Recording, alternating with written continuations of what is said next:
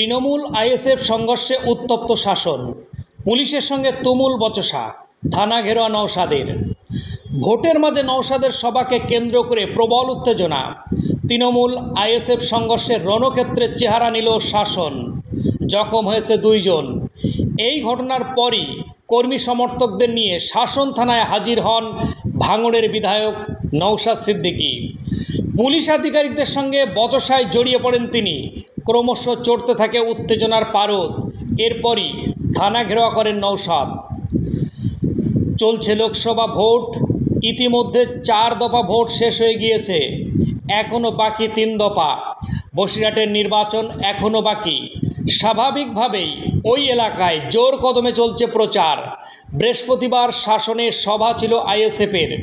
সেই কারণে খড়িবাড়ি বাজারে আইএসএফের পোস্টার এবং পতাকা লাগাচ্ছিলেন কীর্তিপুর 1 নম্বর অঞ্চলের আইএসএফ কমিটি।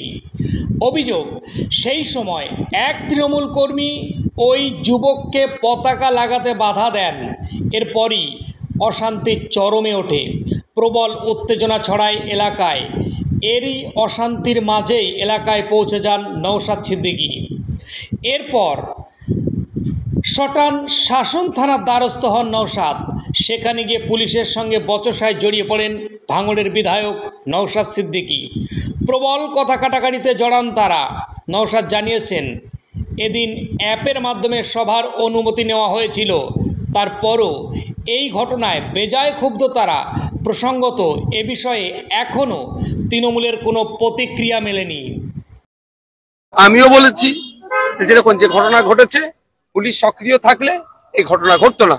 আমি আশা করব পুলিশ সক্রিয় থাকবে, আগামীতে এই ঘটনা না ঘটে। এখানকার যিনি ম্যাডাম ছিলেন, থানার আইসি, যারা আরো অফিসার যারা ছিলেন, তারা এটাকে ইনশিওর করেছে যে কোনো অশান্তি হবে না। তাই আপনারা যারা দর্শক এখানে ছিলেন, আপনারা নিরাপদে আস্তে আস্তে আপনার এখানে বিদায় নিন। আপনাদের দায়িত্ব নিয়েছে। যদি প্রশাসন তার কাজে ব্যর্থ হয়, তার জন্য তার পদক্ষেপ কি নিতে হবে তখন আপনাদেরকে জানিয়ে দেব। তবে একটা কথা বলে রাখি, এখানকার যিনি এসডিপিও ছিলেন, তার ব্যবহারটা একটা পার্টির ক্যাডারের মতো লাগলো। অ্যাডিশনাল 2 জন এখানে ছিলেন, আইসি সাহেব আছেন, এখানে আরো অফিসাররা আছেন, তাদেরকে ওই অর্থে দেখলাম না। কিন্তু এসডিপিও স্যার যিনি আছেন, তার আচরণ, তার অ্যাটিটিউড যেন একটা পার্টির লিডারের মতো, শাসকের লিডারের মতো। এটা হওয়া বাঞ্ছনীয় নয়। তাই আমি এসডিপিও স্যারকেও বলেছি, এসডিপিও স্যারকে জিজ্ঞাসা করেছেন একজন, স্যার আইসি স্যার আছে? এখন আইসি রুমটা কোথায় আছে? সকলের তো আর ইংলিশ পড়া ভালো করে জানে না, বা সব তো পড়া সবাইকে দেয়নি এই সরকার পক্ষই। সে যদি জিজ্ঞাসা করা বা জানার পরও যদি জিজ্ঞাসা করা তো অপরাধ নয়। তার সাথে মিসবিহেভ করেছে। আমরা যখন ধরলাম তখন এসডিপিও স্যার আরো চিৎকার চেঁচামেচি করছে, অভদ্র আচরণ করছিল। তা আমি ওনাকে বললাম যে আপনার আচরণটা একটা দালালের মতো হচ্ছে, পার্টির ক্যাডারের মতো হচ্ছে। কিন্তু বাকি যে অফিসাররা আছেন যথেষ্ট তারা সহনশীলতার সাথে কথা বলেছেন।